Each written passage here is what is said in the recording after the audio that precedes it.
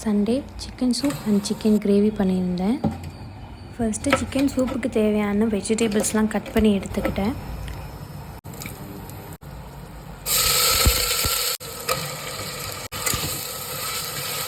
சூப்புக்கு தேவையான boneless chicken அப்புறம் வெஜிடபிள்ஸ்லாம் போட்டு குக்கரில் ஒரு விசில் வச்சு எடுத்துக்கிட்டேன்.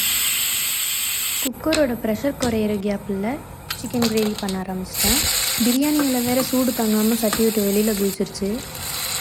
முக்கியமான ஒரு இன்க்ரீடியண்ட்டை போட மறந்துட்டு எல்லாத்தையும் கரெக்டாக போடுற நினப்பில் பண்ணிகிட்டு இருந்தேன். சிக்கன் போட்டதுக்கப்புறம் தான் நான் வந்துச்சு இஞ்சி பூண்டு பேஸ்ட் போட மறந்துட்டேன். ஒரு டெசர்ட் செய்கிறதுக்கு மெல்டட் பட்டர் தேவைப்பட்டுச்சு. அதான் இந்த ஹீட்டில் காமிச்சே பட்டரை மெல்ட் பண்ணிடலான்னு டிசைட் பண்ணிட்டேன். ஃபைனலாக பட்டரும் மெல்ட் ஆகிடுச்சு, சிக்கனும் வெந்துருச்சு. கொரியாண்டர் லீஃப் தூவி சைடில் எடுத்து வச்சுட்டேன். குக்கரை திறந்தோடனே பசி எடுக்க ஆரம்பிச்சிச்சு. சிக்கனை தனியாக செப்ரேட் பண்ணிவிட்டு பீஸாக கட் பண்ணிவிட்டு சூப்புக்குள்ளே திரும்பி போட்டுட்டேன்.